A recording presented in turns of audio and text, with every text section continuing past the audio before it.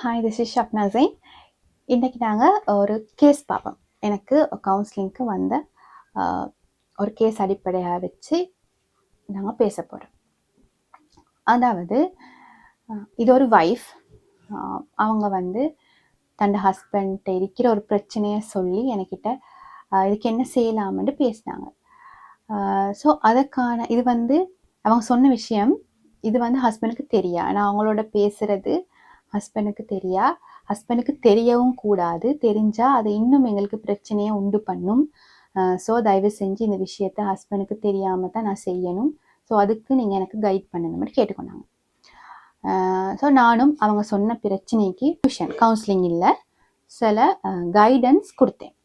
But இங்கே முக்கியமாக நாங்கள் பார்க்க வேண்டிய ஒரு விஷயம், கப்பல் கவுன்சிலிங் வார நேரம் எங்களுக்கு தனியாக ஒருத்தருக்கு மட்டும் கவுன்சிலிங் செஞ்சு ஒரு பிரச்சனையை முழுமையாக இல்லாமலாக்கவோ அல்லது அந்த பிரச்சனைக்கு சரியான முடிவை அவங்களுக்கு எடுக்க வைக்க கைட் பண்ணவோ எங்களுக்கு இயலாம்.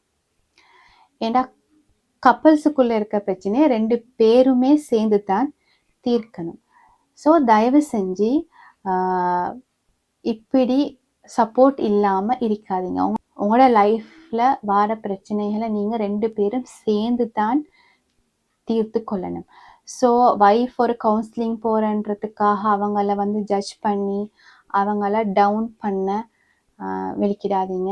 அது இன்னும் உங்களோட ரிலேஷன்ஷிப்பை சிக்கலுக்குள்ளே தான் கொண்டு சேர்க்கும். ஸோ உங்களுக்கு 2 பேருக்கும் ஒரு பிரச்சனை இருக்கின்றா நீங்கள் பேசி தீர்த்து கொள்ள முயற்சி செய்யுங்க. அப்படி இல்லாமல் உங்களுக்கு அது இயலாமல் அது சீரியஸாக போகுதுன்னு சொன்னால் கட்டாயம் நீங்கள் ப்ரொஃபஷனல் ஹெல்ப்பை எடுங்க. அது பிழை இல்லை. கவுன்சிலிங்க்கு போகிறதுன்ற சொல்கிறது பிழை இல்லை. இப்போ காமனாக நடக்கிற ஒரு விஷயம். சின்ன ஒரு விஷயத்துக்கும் போய் ஒரு கவுன்சிலர்கிட்ட கைடன்ஸ் எடுத்துகிட்டு வர்றது காமனாக இப்போ நடக்குது. ஸோ அதை சீரியஸாக ஒரு இஷ்யூவாக பார்க்காதீங்க. எங்களுக்கு தீர்த்து கொள்ளாத விஷயங்களை ஒரு ப்ரொஃபஷனல் கிட்ட போய் நாங்கள் ஐடியா எடுத்துக்கொண்டு அதை எங்களோட வாழ்க்கையில் நடைமுறைப்படுத்தி எங்களுக்கு ஏற்ற மாதிரி மாற்றிக்கொள்கிறது தான் இங்கே நடக்குது. ஸோ இதை பிழையாகவோ இல்லாது உலகத்தில் இல்லாத ஒரு விஷயத்த செஞ்சதாக நீங்கள் கருத வேண்டாம். நிச்சயமாக உங்களோட ரிலேஷன்ஷிப் இன்னும் சிக்கலாக தான் போகும். இப்போ நான் யோசித்தேன், இப்போ அந்த வைஃப் உண்மையாகவே பாவம். அவருக்கு பர்சனலோட முடிவெடுக்கையில் அதை எடுத்தாலும் ஹஸ்பண்டுக்கு சொல்லலாத சிச்சுவேஷனில் தான் அப்படி இருக்கிறாங்க.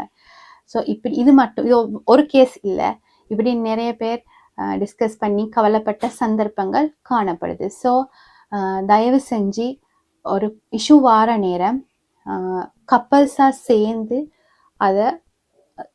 அதுக்கான சொல்யூஷனை தேட முயற்சிங்க. அப்போ தான் அந்த பிரச்சனை முடியும்.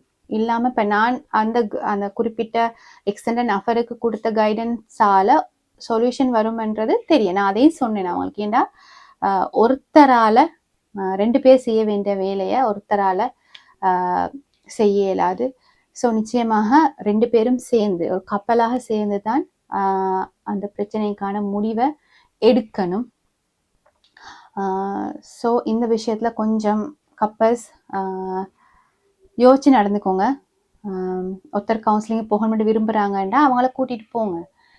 அப்போ உங்களுக்கு ப்ரொஃபஷனல் ஹெல்ப்போடு அவங்களோட இன்னும் கூடக்கூடிய விஷயம் தான் நடக்கும். அவங்கள நெகட்டிவாக ஒன்றும் நடக்காது. நீங்கள் ப்ரொஃபஷனல் கவுன்சிலர்ஸ்கிட்ட போனால் கவுன்சிலிங்காக. ஸோ இந்த விஷயத்த கொஞ்சம் கருத்தில் கொள்ளுங்க. கவுன்சிலிங் போகிறதுன்றது பிழை இல்லை, அது தவறு இல்லை, அது காமனாக இப்போ எல்லா இடத்துலையும் இருக்கிற விஷயம். ஸோ தயவு செஞ்சு உங்களுக்கு பொருத்தமான கவுன்சிலர்ஸை தேர்ந்தெடுத்து அவங்கக்கிட்ட போய் நீங்கள் ப்ரொஃபஷனல் ஹெல்ப் எடுக்கிறது குற்றமாக கருத முடியாது. அது குற்றம் இல்லை. So take care of yourself and your family. Thank you.